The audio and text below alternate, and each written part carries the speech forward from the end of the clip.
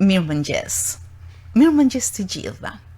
Ju përshëndes dhe ju uroj një ditë të mbar, shumë të bukur dhe të përjetuar me shpirt. Takimi im I sotëm në Mirëmëngjes Shkodër me doktor Ingrid Tirana është special. Ajo është doktor e shkencave humane me nëndek shkenca gjusore. Doktor Ingrid Tirana është pjesë e departamentit të romanistikës në Fakultetin e Gjuhëve të Huaja në Universitetin Luigi Gurakuqi. Dhe gjithëcuria e saj tregon një përvojë të konsoliduar në fushën akademike, në kërkimin shkencor, në fushën e përkthimit, gjë që e vërtetoi edhe finalizimi me doktoraturën e saj. Ajo është pjesë e konkursit akademik doktoratura ime në 3 minuta, e organizuar nga Fakulteti I Gjuhëve të Huaja në Tiranë dhe është vlerësuar me çmimin ambasador I shkencës. Mirëmëngjes, profesoresh, mirë se keni ardhur. Mirë se u gjeta, faleminderit për ftesën, është kënaqësi të jem këtu, realisht vlerësoj shumë. Ju falenderoj shumë që keni pranuar ftesën time, madje ndoshta edhe mes shumë angazhimesh po ju marr pak kohë, por dua t'ju uroj për çmimin e marrë, për vlerësimin si ambasador I shkencës. Natyrisht një punë impenjative, serioze, këmbgulse dhe me shumë emocion.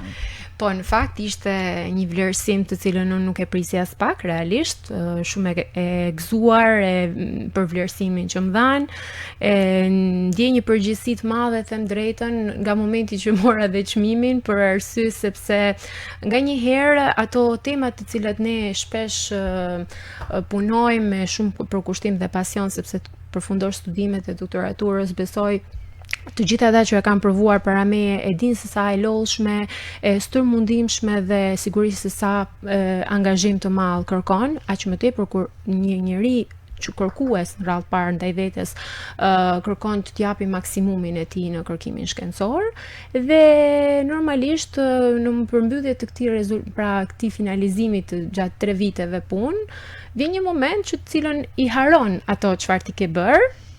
Ai punim pavarësisht se ti ke investuar 3 vite të jetës tënde, mbetet ndoshta edhe në raftet e bibliotekës dhe harrohet, dhe sigurisht harrohet për lexuesin, se ajo për formimin e akademik të cilën ne jemi formuar tashmë, por që mbetet aty dhe shpesh herë është e nevojshme që këto edhe pse jo të promovohen, gjë që e bëri në fakt Universiteti I Tiranës, dhe unë jam shumë mirënjohëse për këtë çmim.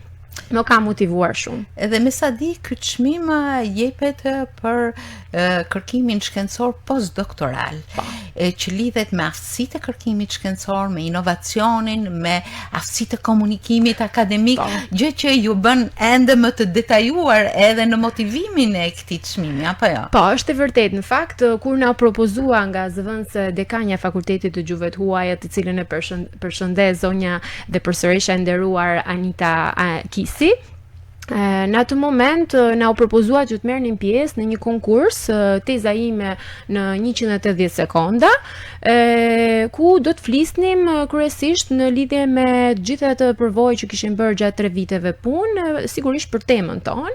Kishim një udhëzues specifik në lidhje me se si do të procedonim për të mënyrën, pra se çfarë parametresh duhet kemi parasysh në momentin që flasim për 3 minuta, ku kishim të bënim me rritësinë shkencore, metodologjinë e punës kërkimore të cilën kishim realizuar, sigurisht rezultatet e kërkimit dhe impakti. Impakti kishte shumë rëndësi, pasi normalisht gjithë synimi I këtyre punimeve shkencore të cilat jepen kur fitohet konkursi për të hyrë në studimet e doktoraturës, bëhet për një qëllim të caktuar që është impakti që duhet ketë në shoqëri.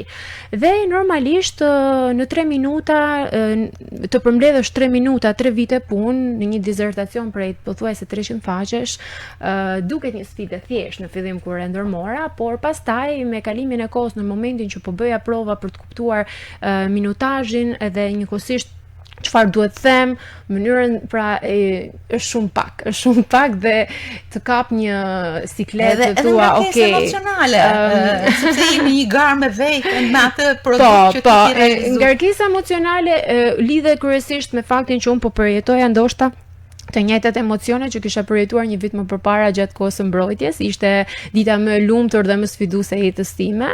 Ishte një ëndër të cilën unë e përmbylla me sukses, me thënë drejtën, por përmbylla dhe një cikël 3 vjeçar të cilën unë me një përkushtim shumë të madh, me një dëshirë dhe pasion të cilën më ka karakterizuar gjatë këtyre 3 viteve, të cilën unë doja të realizoja. Për te asaj dhe angazhimeve të tjera, qoftë akademike, qoftë familjare, duke qenë se tashmë jemi dhe familjar dhe edhe puna nga ana tjetër kërkon atë vëmendjen e duar studentët, gjithashtu mësimdhënia, gjithashtu. Dhe por ishte një eksperiencë shumë e bukur, jashtëzakonisht shumë. Ju jeni vlerësuar me maksimalisht në doktoraturën tuaj, e cila I drejtohet letërsisë për fëmijë. Dhe një prej autorëve MNZ të letërsisë për fëmijë të shekullit të 20, letërsisë italiane, por jo vetëm, shkrimtarit dhe gazetarit Gianni Rodari.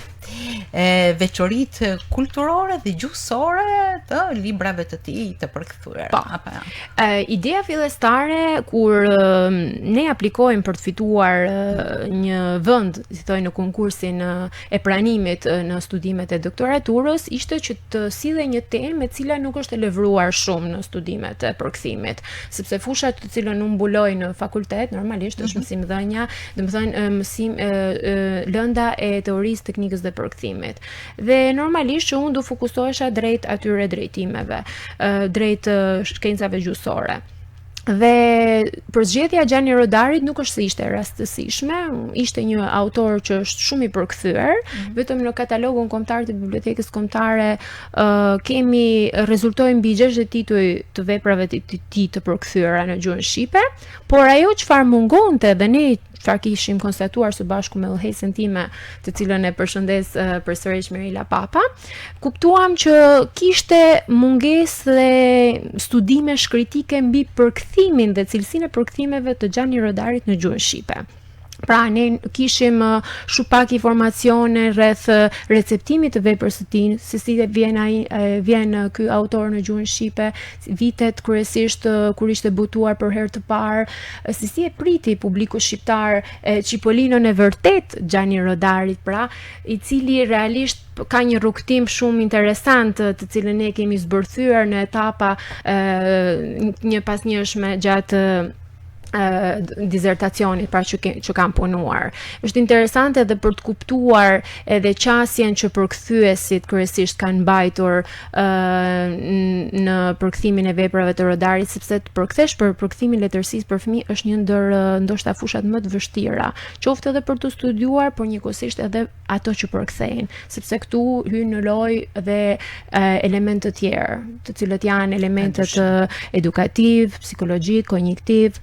Dhe ne zbuluam që jo përveç asaj kishte edhe elemente ideologjik brenda, të cilat përdoreshin për periudha kuptohet të caktuara kohore për të indoktrinuar ndoshta edhe mendimin e lexuesve të vegjël. Gjë të cilën ishte shumë interesante pasi edhe vetë studimi mori pastaj një qasje shumë intriguese për të gjurmuar edhe ato manipulime gjuhësore që ne arritëm të identifikonim në tekstet letrare që ishin për fëmijë. Është pikërisht diçka e re që ju keni sjell në punimin tuaj doktoral, pikërisht këto që thonë? Mendoj që po.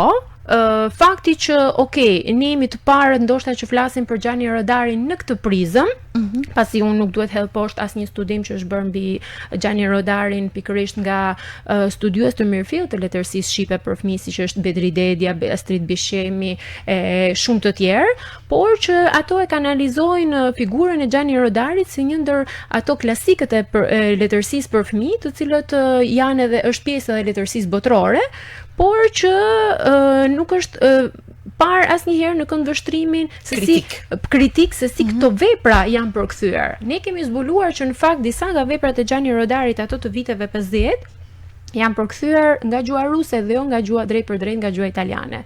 Çka në fakt nuk identifikohej. Është një mënyrë paksa e tërthorë. Po, jo drejt për drejt. Jo e drejt për drejt. Kjo quhet në fakt nuk është një përkthim i drejt për drejt, çka e vështirëson pak edhe punën tonë dhe analizën tonë, sepse në fakt kopertina origjinale e librit thoshte që ishte përkthyer nga origjinali, pra ndërkohë që realisht nga studimi ne kuptuam që ato ishin përkthyer nga gjuha ruse.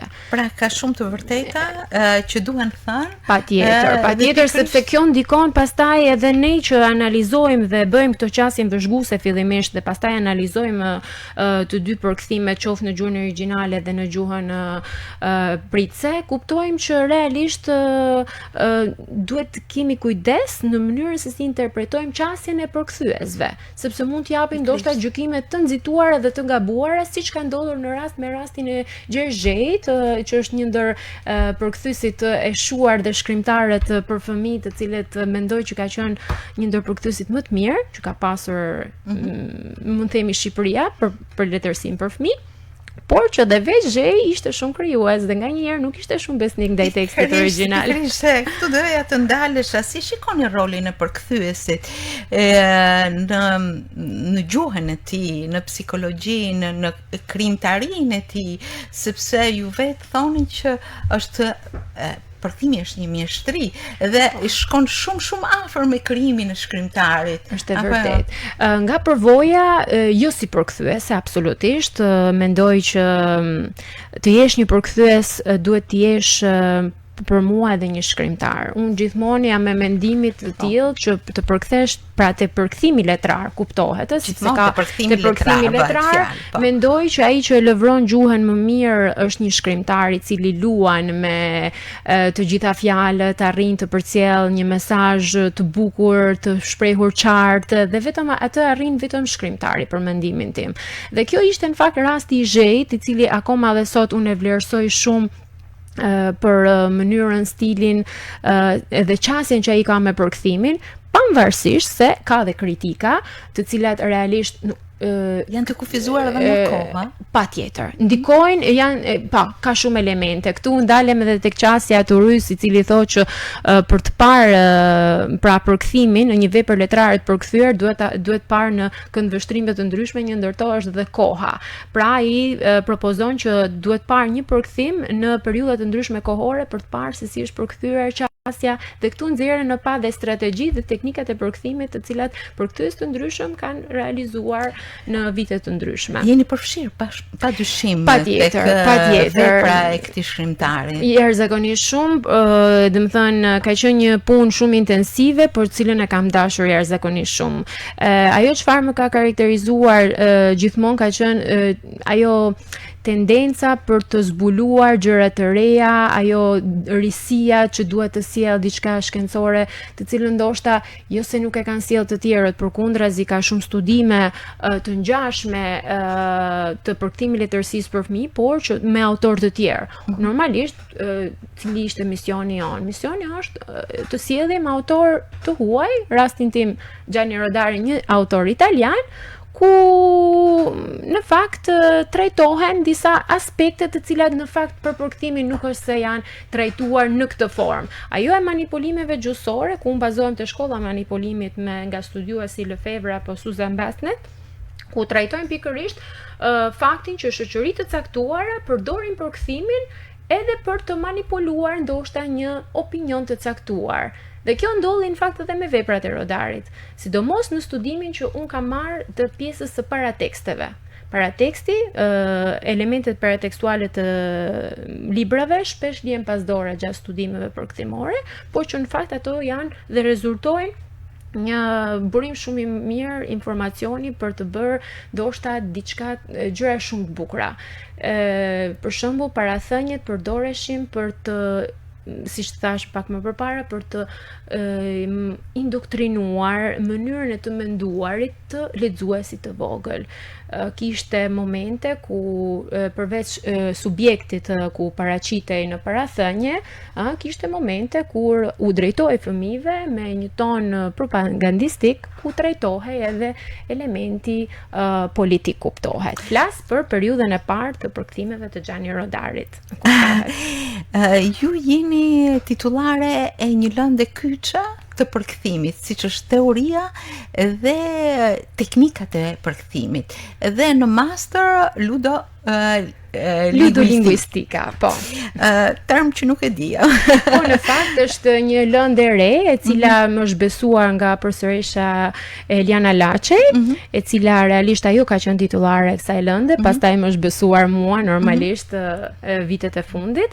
Un kam qenë gjithmonë asistentja e saj dhe në fakt kam pasur një mentore, mund të them, shumë dhe kolege diskutoj shumë të mirë. Cilin fruta, respekt për profesoreshë Elianën. Natyrisht, po. Do të thoya që ludolingvistika është një lëndë e re e cila është futur, mund të themi, këto 5 vitet e fundit, dhe që trajton lojërat gjysore në kontekstin didaktik. Por kuptohet lojërat gjysore që bëhen me letër dhe laps, sepse aspekti ludik në mësimdhënie është një aspekt më i gjerë që trajtohet në metodologjinë e mësimdhënies së gjuhës së huaj, por aspektet e ludolingvistikës merren kryesisht me lojëra gjysore që implikohen në mësimdhënie për të arritur rezultate të caktuara. Jeni mjeshtre të vërteta të kësaj fushë, por të injektosh tek studenti teorinë dhe teknikat e përkthimit është diçka thelbësore, besoj. Patjetër. Është një sfidë shumë e madhe. Realisht ka 10 vite që unë punoj në këtë drejtim me veten time në radhë parë, edhe është një ndër lëndët më sfiduese, për arsye sepse problemi jon kryesor është që të gjithë metodologjinë dhe të gjitha librat që flasin për teorinë e teknikën e përkthimit janë në gjuhë të huaja, sepse vetë autor të huaj jo domosdoshmërisht në gjuhën italiane, ka autor amerikan, anglez, francez, dhe normalisht secili nga ato ka ato qasjet dhe metodologjinë e punës edhe teorisë së tyre të përkthimit.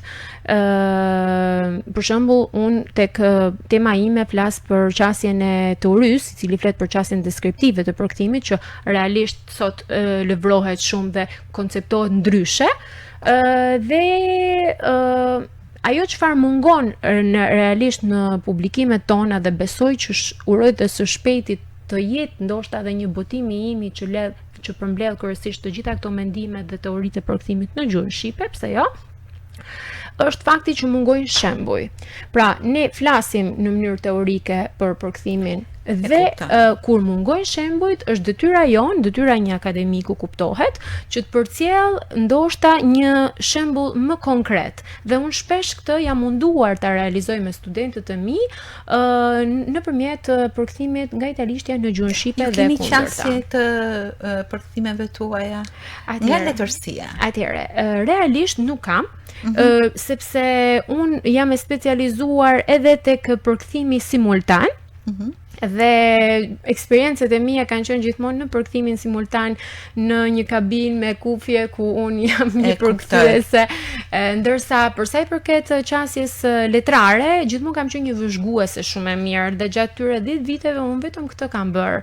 Kam vëzhguar, kam analizuar, kam krahasuar, dhe punimet e mia shkencore kryesisht kanë qenë në këtë kuadër, në kuadrin e studimeve krahasuese. Shkencore, dhe besoj se edhe pjesëmarrje në konferenca, natyrisht, por besoj se përderisa keni një rrugë vijuese, në botimet tuaja keni marrë mbështetje dhe vlerësime. Patjetër, është një ndër prioritetet që besoj çdo kërkues shkencor dhe lektor që punon në universitet duhet patjetër që t'i ketë këto arritje. Konferencat janë një ndër kriteret që duhet patjetër t'i kemi, por edhe janë një formë motivimi, një formë shtytje për të kërkuar më tej dhe për të lëvruar ndoshta dhe fusha të tjera të cilat ndikojnë në rritjen tonë, patjetër. Gjithmonë mendimi ka një hapësinë mjaft të gjanë dhe krahasuese, përndryshe është e vërtet. Por un kam filluar të qëndroj kësaj qasje, jam duke studiuar autor të periudhës mund themi të komunizmit ose edhe bashkohor. Edhe kur mendon një fillim të studimeve tuaja, të tematikave të përfshira, të dezertacionit tuaj doktoral, atë shkon mendja ndonjëherë se si e nise punën me gjuhën italiane? Patjetër që po, është finalizimi më i bukur që unë mund të kem pasur, domethënë, gjatë gjithë rrugtimit dhe ambicieve të mia akademike. Sigurisht që me kalimin e kohës ato dhe shtohen, sepse përmbyll një etapë dhe fillon një tjetër, dhe në mënyrë të pashmangshme ti e sheh veten që të ka përfshirë ajo rrjedha, ajo dëshira për të ecur përpara dhe për të ndjekur ndoshta edhe atë modelin e profesorave të mi, të cilët unë gjej rastin kolegëve të mia ti përshëndes këtu. Dhe patjetër që po, por rrugtimi im fillon nga një dëshirë e prindërve për të studiuar gjuhë të huaja dhe prirja ime sigurisht për të studiuar gjuhë të huaja, në flas edhe mirë edhe gjuhën frënge. Nuk kisha dyshim që nuk është e vetmja gjuhë, sepse po të dish një gjuhë. Por lidhja që kam pasur gjithmonë me kulturën italiane ka qenë një lidhje e veçantë. Kuptohet që në fëmijëri, nga televizori, një lidhje e cila lidhet shumë me kulturën italiane dhe televizionin, si çdo shqiptar besoj në ato vitet videokracia që në periudhën e Itali, pra vitet 90, ku shqiptarët shikonin. Por ishte një periudhë, besoj, unë isha 11 vjeçe, kur Shqipëria në atë kohë në 97 po përjetonte një periudhë shumë të keqe të historisë së saj dhe shkollat ishin mbyllur dhe e vetmja dritare mund thoja ishte televizioni, ku unë mbaja shënim të gjitha epizodet që jepeshin në kanale 5 në atë kohë dhe të gjitha këngët e programeve të ndryshme. Ishte një qasje gati intuitive, edhe autodidakta si fillim? Patjetër, ajo quhet akuizicione pasiva, që besoj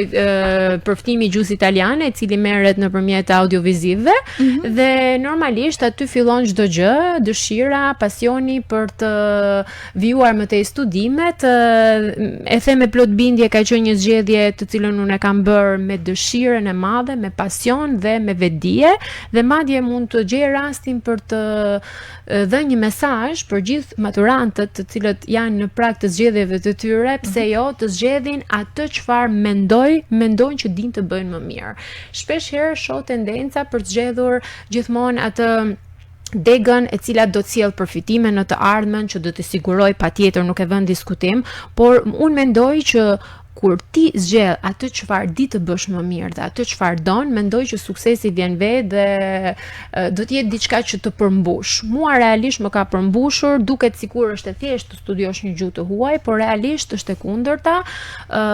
Ti studion jo vetëm një gjuhë, studion kulturën, historinë, çdo gjë që ka lidhje me atë vend, dhe aq më tepër që për të qenë dhe një përkthyese e mirë duhet patjetër të kesh të njohuri mbi një gjuhë të huaj, sepse është çelësi i suksesit pastaj për të vijuar më tej. Ju keni kaluar nga faza në fazë, ashtu gjuha italiane ka ardhur si një mikesh që të fut krahun dhe bën rrugën bashk, apo jo? Keni kaluar nga faza në fazë, sepse të ka ardhur pak a shumë si lineare, si e natyrshme, apo pasi keni hapur një derë, keni gjetë një galeri pasurore që është dashur të futeni? Do ta përkufizoja ndoshta në një mënyrë, ishte një rrjell e cila më mori dhe unë dita të notoja. Kjo ishte, besoj unë, arrita fal dëshirës për të sjellë, për të dhënë diçka më të mirë nga vetja ime, diskutohet, pastaj rrugët hapen vetë nga një herë, ndoshta dita të përfitoja nga rasti, por besoj që kur gjërat bëhen me dëshirë dhe pasion dhe për kushtim dhe një dëtiesh e vendosur, besoj se realizohen. E kam dashur gjithmonë, qoftë mësimdhënien, qoftë edhe misioni im besoj edhe tani në auditore me studentët është gjithmonë që të jem një figurë e cila motivon studentët realisht. Kështu desha të thoja, si është qasja studentëve kur një profesoresh kaq e motivuar, kaq e afjatuar me lanën, me të gjitha teknikat, është pranë për ta bërë, si thosh, gjuhën, një thesar që duhet të zbulohen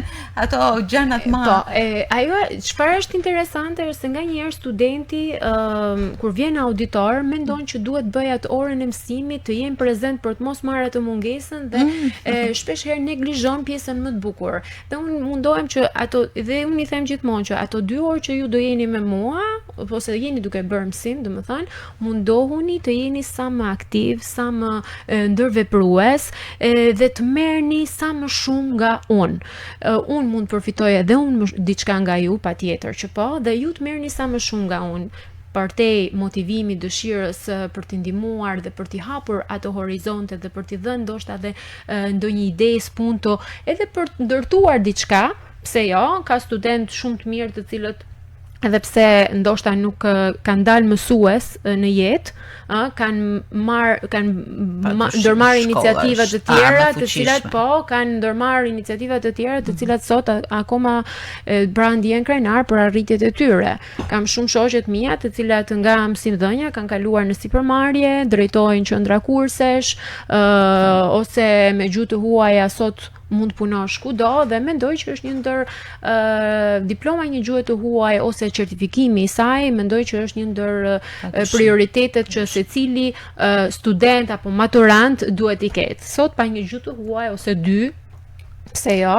Unë jam e bindur që nuk është vetëm italishtja, sepse një përkthyese e mirë ka edhe krahasimin e shumë termave apo fjalëve apo shprehjeve në gjuhë të tjera, kështu që po të gërmoj edhe më shumë, do të zhytemi pikërisht në këtë pasuri të madhe gjuhësore. Faktikisht një gruere, një familjare, një nan, një studiuese, një kërkuese shkencore, një profesoresh e përditshme në auditoret e fakultetit. A janë këto gjithmonë vija paralele? A ka ndonjë prej drejtave që merr një kënd dhe ndërhyn tek tjetra? Si është? Atëherë, unë nuk di të them realisht se si rrjedhin gjërat në jetë, por di të them që kur ti di se çfarë kërkon nga jeta, besoj se rruga është e zgjidhur. Gjysma problemi ndoshta është e zgjidhur. Fakti që nganjëherë është e vështirë të integrosh studimet, orët e vona dhe angazhimet e tjera, sidomos familja, është shumë e vështirë në një anë, por nga ana tjetër kur ke mbështetje dhe familjarët e tu të mbështesin dhe të përkrahin në përzgjedhjet dhe dëshirat e tua, besoj që është një fat shumë i madh për mua si grua, në radhë parë, të cilën unë duhet falenderoj familjen time, bashortin, gjithë familjen që më ka përkrahur në gjitha këto iniciativat e mia, por në fundit është ajo dëshira për të bërë diçka në jetë dhe për të qenë një shembull i mirë për fëmijët e tu. Dhe uroj shumë që të paktën 1% të vogël ta kem transmetuar edhe tek fëmijët e mi. Padyshim. Unë njoh vajzën tuaj.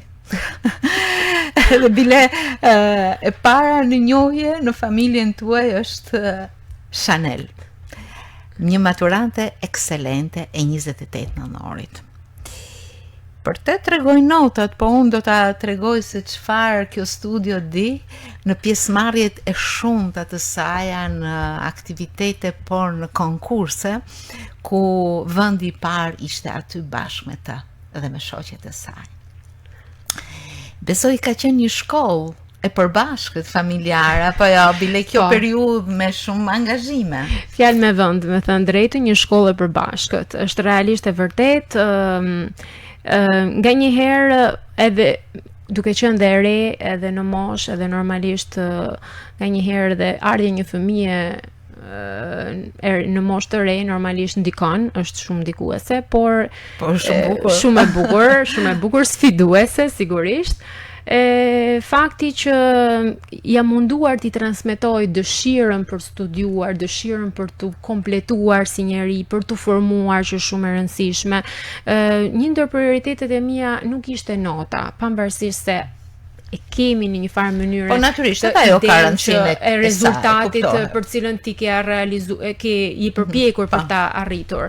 Por dëshira gjatë këtij rrugtimi që ka pasur në gjimnazin 28 nëntori ishte që ajo ta përjetonte mirë, të rritej, të zhvillohej, të tentonte dhe të eksploronte dhe veten e saj, ta njihte edhe ajo veten e saj, dhe fal këtyre konkurseve që ajo mori pjesë, angazhimit dhe të stafit të padiskutueshëm shumë të mirë të shkëlqyer, ashtu siç profesorave të institutës, arritën të nxjerrnin në pa disa vlera të cilat të cilat e rritën dhe sot është ndoshta Chanel suksese në rrugtimin. Ka fituar një besim dhe për të vlerëjuar më tej me ju keni edhe djalin më të vogël, po shpresoj që kjo rrugë të vijojë. Shpresoj. Edhe i paçi me jetë. Gjithsesi është një date që njeriu di të notoj. Nganjëherë i valëzuar, nganjëherë edhe me ndonjë dallk, por gjithsesi është gjë e bukur. E rëndësishme është të arrijmë të dim të kthehemi në destinacion, në port. Kjo është. Ja, profesoresha e cila unë nuk e pyeta shumë për qasjen letrare, por jam e bindur se qasja me letërsinë, sepse e kam ndjekur edhe në një aktivitet letrar me përkthimin e një autori, besoj se qasja letrare është gjithmonë për krah jush. Po, në fakt, që studente, sa e rëndësishme është roli i profesorit, do thoja këtu. Që studente kam pasur një profesoreshë akoma sot e quaj të tillë, domethënë, se më mësoj shumë nga ajo. Tani kam kolege që është profesoresh Alma Fizi, e cila ka ditur Përshëndetje profesoresh Alma. E cila ka ditur gjithmonë të transmetonte atë pasionin dhe dëshirën e saj për letërsinë, dhe këto arriti ta transmetonte edhe tek unë. Dhe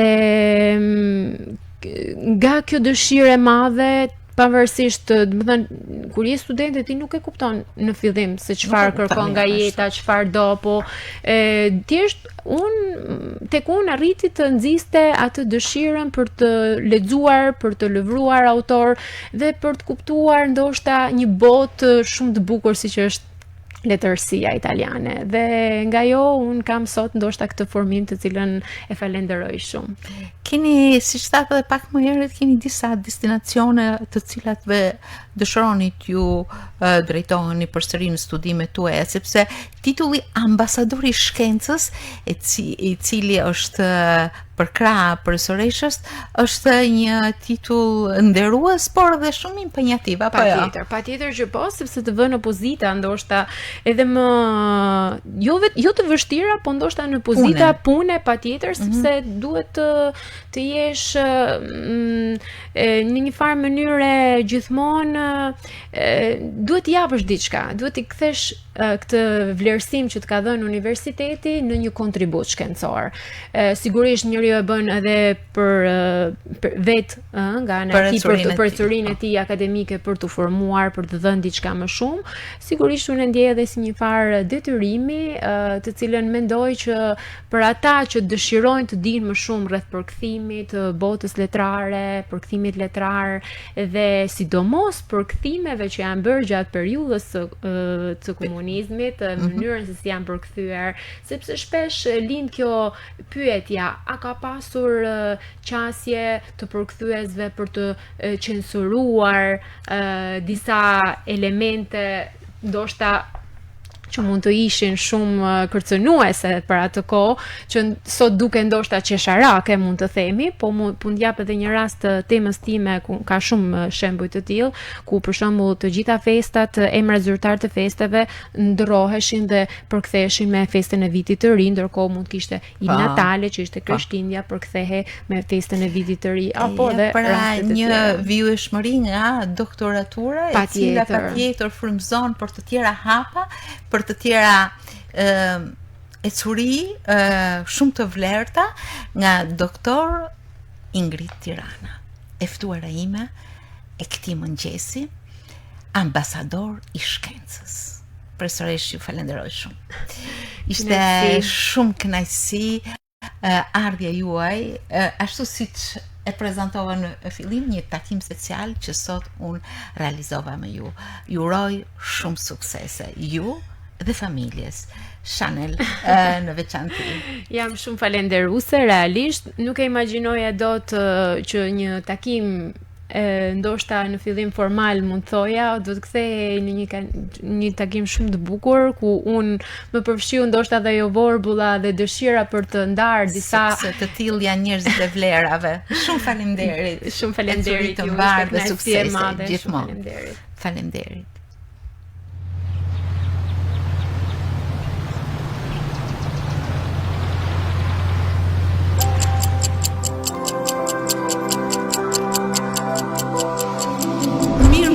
Shkodër. Emision informativ, social, kulturor.